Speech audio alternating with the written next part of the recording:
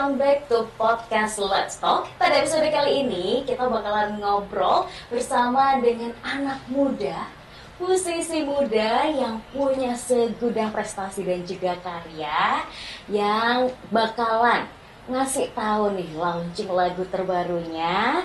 Siapa lagi kalau bukan Naomi Olivia. Halo. Hai Kak. Gimana kabarnya hari ini? Baik. Ih, luar biasa. Kenalan dulu mungkin ya, beberapa pemirsa mungkin ada yang belum familiar dengan Naomi. Siapa sih dirimu ini? Oke. Halo semua, aku Naomi Olivia. Aku musisi muda asal Surabaya.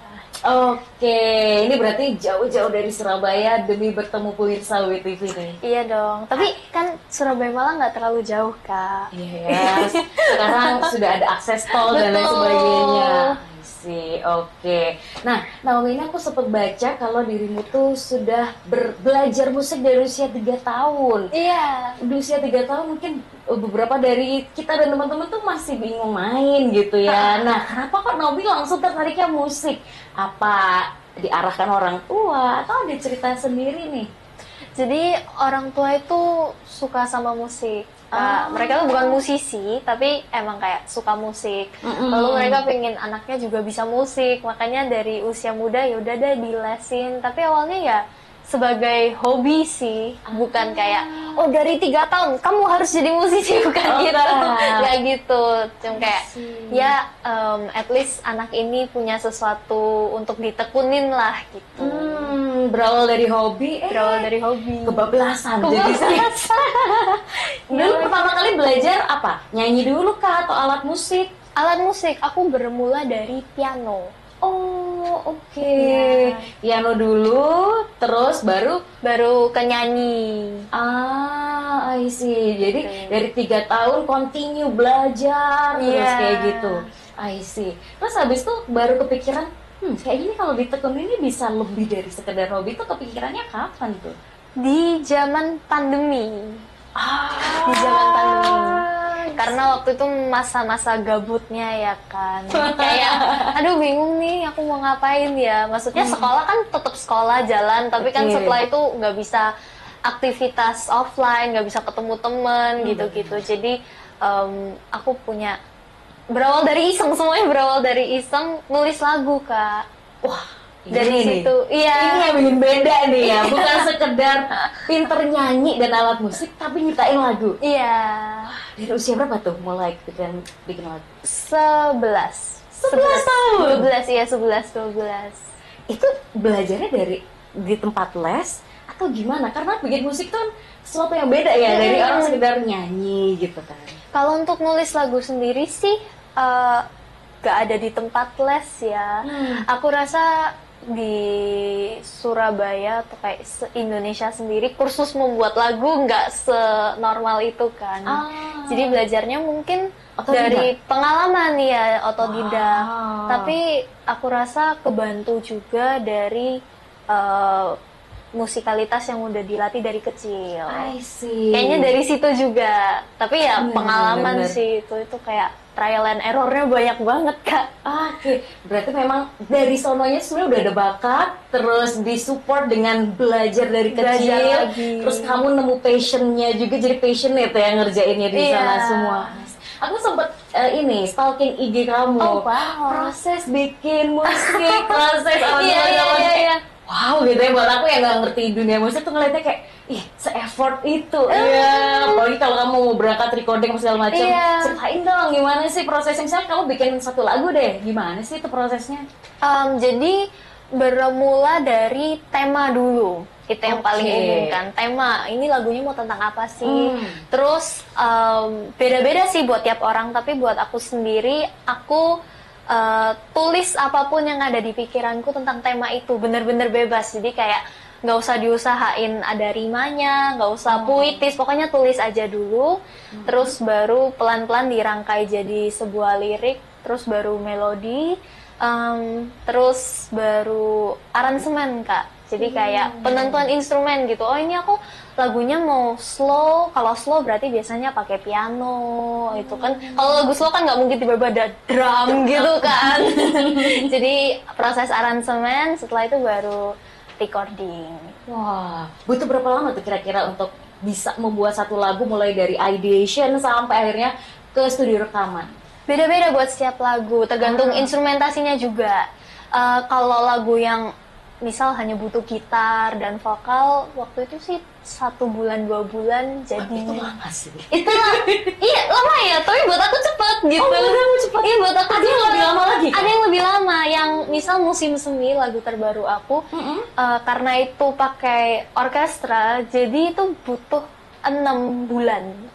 Buat satu lagu, bener-bener satu lagu itu 6 bulan. Ceritain dong, ini Musim Semi ini kan lagu terbarunya Naomi ya? Iya. Dan katanya kolaborasi dengan orkestra dari Rusia, bener nggak tuh? Iya. Keren banget, gimana ceritanya? Jadi Musim Semi ini genrenya kan emang apa ya, kayak Disney gitu, lebih ke arah musikal yang sangat bercerita, megah. Makanya aku memutuskan buat pakai orkestra gitu. Keren banget gitu ya berarti ya? Iya, jadi lebih Lengkap. megah, lebih lengkap gitu. Boleh di-spill nggak refnya gitu mungkin? Boleh. Biar pemirsa juga tahu. Oke, terjatuh itu pasti, yakinlah suatu saat nanti semua ada hasil, tak ada yang tak mungkin, walau berat terus berlari. Perjalanan yang tak pasti, banyak ragu menemani, walau terasa lambat, bila kau tak berhenti, kelak kan menjadi musim semi. Sampai merinding ya, keren banget. Wow, artinya kayaknya dalam banget gitu ya. Oh iya? Kelak akan menjadi musim semi. Betul. Itu kayaknya pasti ada makna tersendiri. Kenapa dirimu memilih kata musim semi? Karena aku mengambil metafor kalau setelah musim dingin tuh pasti musim semi. Musim dingin itu kan apa ya, nggak enak, terus nggak nyaman. Tapi secara hukum alam kan musim dingin, abis itu kan langsung musim semi gitu. Nggak mungkin musim dingin seterusnya kan. I see. Terus terinspirasi dari mana sih? Jujur aku nggak inget juga Kak, karena ini lagu ditulis berdasarkan ide dari tahun 2021. Oh. Kebanyakan laguku kayak gitu sih Kak. Jadi sudah punya bank ide Udah gitu ada bank ya? ide, betul. Kemudian karena eksekusi satu lagu butuh waktu yang cukup panjang, jadi ya ide-ide yang sebelumnya sudah pernah terpikir, eksekusinya mungkin di tahun-tahun berikutnya. Iya. I see. Dan selain musim semi, ada satu lagi kan lagunya? Ada. Namanya Realita. Realita. Nah ini apakah masih dalam satu album atau gimana nih kalau yang Realita? Rencananya gitu dalam satu album nanti. I see, keren. Album yang belum dirilis. Oh, berarti masih rahasia nih? Nggak apa-apa, spill aja. Spill aja ya. Ini teman-teman yang mau dengerin Naomi boleh ditonton dulu ya. Tarik nafas, kita dengerin Naomi mau nyanyi ref dari lagu. Silakan. Okay. Walau tantangan datang menghadang, tegar hadapilah, jangan pernah menyerah. Suaranya Naomi tuh khas banget gitu. Oh iya, makasih. Kalau aku denger kayak gitu langsung. Aku bayangin kalau dirimu nyanyi sambil ada orkestra kayak gitu ya Kayaknya kayaknya. didengerin Kak nanti. Siap, bisa di mana nih? Nikmatinnya tuh di mana ini loh? Bisa ada di seluruh digital streaming platform, ada di oke. Spotify, YouTube, bahkan kayak di Instagram Music juga udah ada. Keren. kasih. Dari usia 11-12 tahun mulai bikin lagu sampai sekarang berapa usianya kalau boleh di-spill? 15 tahun. 15 tahun sudah punya karya sekeren ini. Aduh, terima kasih. Mengingat diri sendiri ya, dulu 15 tahun masih bingung jajan cilok gitu ya. Nah, udah keren banget ya, sudah Makasih. punya karya yang luar biasa. Nah, ini nanti rencananya dalam satu album kira-kira mau ada berapa lagu? Rencananya 7 sampai 8 lagu. Wah, berarti ya kerja keras nih ya. Sangat kerja keras sekarang. Lagi mikir gitu, otaknya udah hangus duluan. Wih, ini berarti gimana cara awalnya waktunya sekolah? Iya, bikin musik. Iya, nih aku jadi penasaran. Lagi proses sih Kak, jujur aja, karena meskipun aku udah bermusik dari yaitu 3 tahun, terus udah mulai nulis lagu dari umur 11 tahun, tapi benar-benar mengeluarkan lagu proper gitu, meluncurkan karir musik gitu ya, itu baru 2023. Jadi untuk mengatur waktu, kalau ditanya semuanya lagi dalam proses gitu, kayak masih trial and error. Ini kerja, maksudnya ini berhasil atau enggak, kalau jadwalnya gini gitu-gitu. Lagi diusahakan. Ini luar biasa banget sih. Ini bakal amat sangat menginspirasi anak muda gitu ya. Jadi kalau memang sudah tahu passionnya, bakatnya di mana, nggak ada salahnya ya dimulai dari usia muda kayak Naomi. Iya, nggak ada salahnya. Justru lebih bagus kalau mulai dari muda sih Kak. Karena kan kalau gagal gitu, kesempatan untuk bangkitnya jauh lebih banyak lagi kan. Nggak kayak usia 15 tahun loh cara ngomongnya. Ini terus gimana nih support dari orang-orang sekitar, dari orang tua mungkin atau teman-teman yang lihat, nggak nyangka nih serius banget di dunia bermusik. Kalau untuk orang tua mungkin mereka nggak terlalu kaget kan, secara mereka sendiri yang istilahnya nyemplungin anaknya ke dunia musik, nyemplungin anaknya ke dunia musik. Tapi untuk orang-orang sekitar ya mereka suportif sih Kak. Untungnya aku tumbuh di lingkungan yang positif, yang kalau ada yang sukses bukan menjatuhkan, tapi kayak oh ya selamat ya gitu. Happy banget ya. Iya, beruntung banget aku. Oke, nah aku juga sempat lihat di Instagram kamu nih cukup kreatif untuk membuat sesuatu dari barcode gitu ya. Iya. Mana tuh idenya? Kakak risetnya dalam juga ya. Aku saking keponya kan Naomi, aku scroll sampai bawah. Ada beberapa brand gitu ya, terus kamu iniin nadanya, terus kamu bikin mulai dari yang suara doang, ada alat musik, segala macam. Tapi aku penasaran dari mana muncul ide itu, dan keren ya, aku tuh sampai dengerinnya tuh gitu. Ya, jadi di sosial media aku bikin konten namanya bikin lagu dari barcode. Nah itu caranya adalah kan di bawah barcode ada angka-angka. Angka-angka itu aku terjemahin ke not angka, jadi simpelnya 1 do, 2 re, 3 mi gitu. Terus dari situlah aku bikin lagu gitu sesuai produk barcode-nya itu. Jadi awalnya karena iseng gitu? Awalnya terinspirasi dari konten di TikTok. Tapi dia bikinnya versi metal. Jadi kayak angka-angka barcode-nya tuh dijadiin angka riff gitu loh Kak.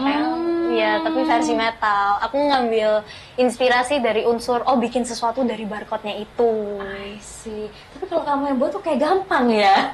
Pasangannya angkanya random banget gitu ya. Iya, angkanya random banget. 9, 5, 2, 1 apa segala macam gitu. Tapi kalau kamu yang bikin jadi gitu ya. Jadi sih, cuman awal-awalnya juga susah Kak. Awal-awalnya juga kan kayak aduh, orang-orang bakal terhibur nggak ya, atau ngerti nggak ya ini kontennya tuh tentang apa, karena kan bener-bener random banget kan, kayak bukan bikin lagu dari perasaan, kayak bikin lagu dari kalimat, tapi ini bikin lagu dari barcode gitu. Cuman ya setelah dijalani, bahkan sekarang aku baru ngitung kemarin udah 17 barcode yang aku bikin jadi lagu. Dan itu random semuanya? Dan itu semuanya random, mau odol, mau makanan, mau garam, apalah semuanya dijadiin lagu bisa. Jadi kalau dirimu belanja itu sambil mikir gitu ya, ini seru nih dibuat lagu. Sekarang ya Kak, aku kalau belanja aku lihat barcode-nya, ini nadanya menarik nggak ya? Kalau iya aku beli beneran. Hanya karena barcode-nya? Hanya karena barcode-nya. Tuhan, hidup sebagai content creator. Iya benar, selain musisi plus content creator ya saat ini ya, karena dunia marketing sekarang memang lebih ini di sosial media. Iya, kayak effort. Aku nggak nyangka seintens itu sih Kak. Kayak maksudnya terjun ke dunia bikin konten tuh nggak kayak diperhatiin gitu ya. Oh orang-orang sukanya kayak gini, oh orang-orang sukanya kayak gitu. Nggak nyangka seintens itu. Nah ini menarik nih, karena kan mungkin dulu kita belum terlalu terpapar sosial media, tapi sekarang dirimu sudah jadi musisi, kemudian habis itu udah banyak kontennya, mulai jadi sorotan gitu. Gimana kira-kira, apakah jadi pressure atau malah semangat nih untuk terus ngonten? Malah semangat sih, karena kayak malah sadar kalau oh wow, aku melakukan apa yang aku suka, tapi orang-orang support gitu, dan aku melakukannya benar-benar kayak dari hati, bukan melakukan yang mereka suka gitu. Gimana ya Kak jelasinnya? Untungnya aku selama ini konten berdasarkan apa yang aku mau dan apa yang aku suka, dan orang-orang suka. Kalau mereka nggak suka ya udah gitu. I see. Jadi bukan karena di pressure siapa-siapa gitu bukan ya? Karena di pressure, netizen tuh sukanya gini loh, jadi kamu mending kontennya kayak gini. Untungnya bukan ke arah situ. Kayak bener-bener pure, guys, aku suka ini, terima gitu. Kalau nggak mau ya udah bye-bye. I see. Nah dari tadi tuh, kalau kita dengerin cerita Naomi itu kayaknya semua mulus gitu ya. Ada nggak sih sebenarnya cerita yang sedih gitu ya dalam proses bikin musik mungkin, atau seperti apa yang akhirnya aduh gitu sampai butuh healing mungkin? Ada nggak tuh cerita-cerita seperti itu? Atau mulus semua nih? Oh enggak dong, nggak ada dong jalan yang mulus dong. Ada mungkin ketika bikin lagu kali Kak. Kalau bikin lagu tuh setelah ngerilis lagu baru, setelahnya ke pressure, aduh ini bisa lebih bagus dari yang sebelumnya nggak ya? Lebih ke arah situnya. Jadi lebih ke menantang diri sendiri sih gitu. Luar biasa ya. Kepikiran untuk menantang diri sendiri pada prosesnya udah challenging banget. Iya. Karena mungkin aku sesuka itu sama proses pembikinan lagu sih Kak. Jadi meskipun pressure, tapi pressure-nya tuh ke arah yang positif, bukan yang kayak ke arah negatif yang sampai bikin nggak mau bikin lagi gitu. Malah ketagihan ya dong ya.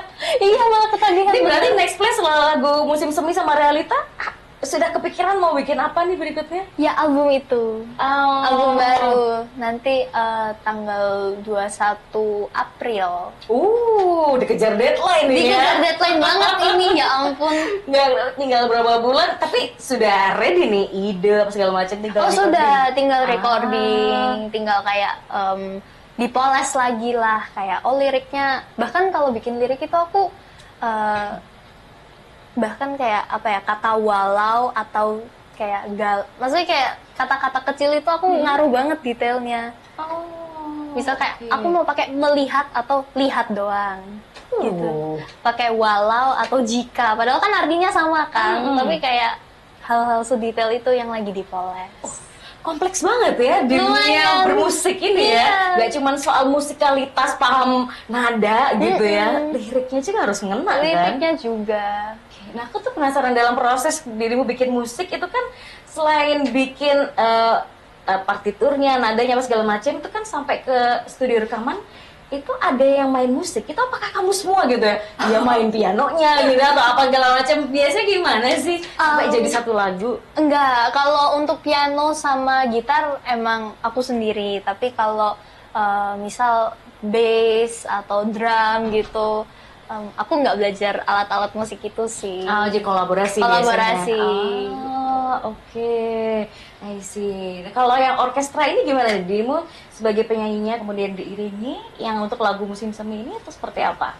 Itu jadi kalau di Indonesia itu kan kita taunya session player tuh lebih ke band kan.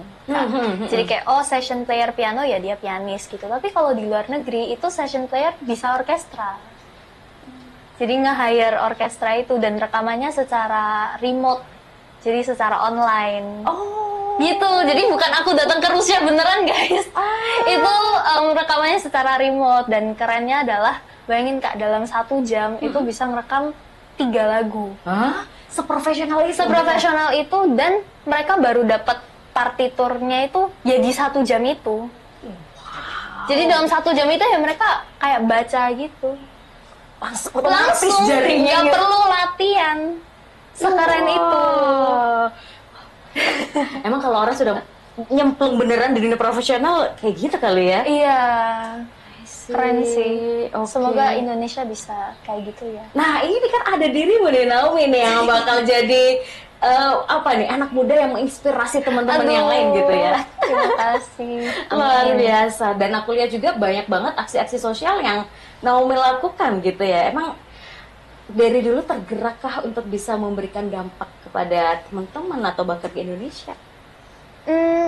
Mungkin sejak pandemi sih, karena ketika pandemi itu aku SMP. Iya ya, kalau Anak kita- SMP udah berpikir untuk berdampak. Keren banget. Jadi aku kepikiran apa ya, mulai aware terhadap hal-hal gitu tuh pandemi, karena kan kayaknya nggak mungkin deh, bukan nggak mungkin ya, tapi kayaknya nggak terlalu realistis kalau anak SD tiba-tiba aku pingin gini menyumbang untuk ini. Dimulai dari aku ikut sebuah komunitas, bayangin Kak, komunitas ini dia tuh komunitas anak-anak yang di bidang performance art. Dalam 4 tahun pandemi itu dia berhasil ngumpulin 300 juta buat dampak sosial, buat kegiatan sosial. Gitu, luar aku biasa. terinspirasi dari komunitas itu. Oke. Terus lama-lama ya berkarya, jadinya apa ya, punya sedikit rasa tanggung jawab. Oh, aku tuh cukup privilege untuk bisa bikin sesuatu loh. Kenapa nggak sesuatu itu aku kasih balik ke orang-orang sekitar aku. Keren banget loh. Bukan cuma soal musiknya, tapi kepedulian sosialnya nih loh, luar biasa. Ini last question nih buat Oke. Naomi Olivia. Boleh. Kasih dong pesan buat teman-teman semuanya biar bisa kayak kamu kejar cita-citanya mumpung masih muda. Silahkan. Aku rasa kebanyakan kali kita terhalang buat menggapai cita-cita tuh karena kita galau. Mau galaunya tuh apapun ya, nggak harus galau cinta kan Kak. Galau tuh kan, lo kenapa Agak relate ya. agak relate ya, galaunya tuh kan bisa galau, mungkin kakak-kakak yang lagi kuliah galau pilih kerja lah, atau yang anak SMA galau pilih jurusan, galau pertemanan apapun. Menurutku galau tuh pasti ada endingnya kok, karena balik lagi kayak hukum alam, setelah musim dingin tuh pasti ada musim semi. Jadi bertahanlah dulu, lewatin itu hujan, badai, salju, segalanya. Nanti pasti akan ada musim semi yang indah. Luar biasa. Thank you banget Terima Naomi kasih. Olivia sudah mau datang ke Malang nih ya buat sharing dan nge-spill lagu barunya. Semoga sukses semuanya. Terima kasih. Albumnya juga lancar launching di bulan April lagi dan Amin. ditunggu buat main-main lagi nih ke Iya. podcastnya OBTV ya. Iya dong. Harus kita spill lagi full album package gitu ya Yes. dari Naomi Olivia. Oke, dan juga teman-teman semoga kalian semua terinspirasi dan jangan lupa nih streaming lagu-lagunya Naomi Olivia di semua platform ya, sudah bisa dinikmati. Dan juga thank you untuk sponsor kita hari ini yaitu Raisin Bakery Co. Dan teman-teman sampai jumpa di episode berikutnya. Bye bye.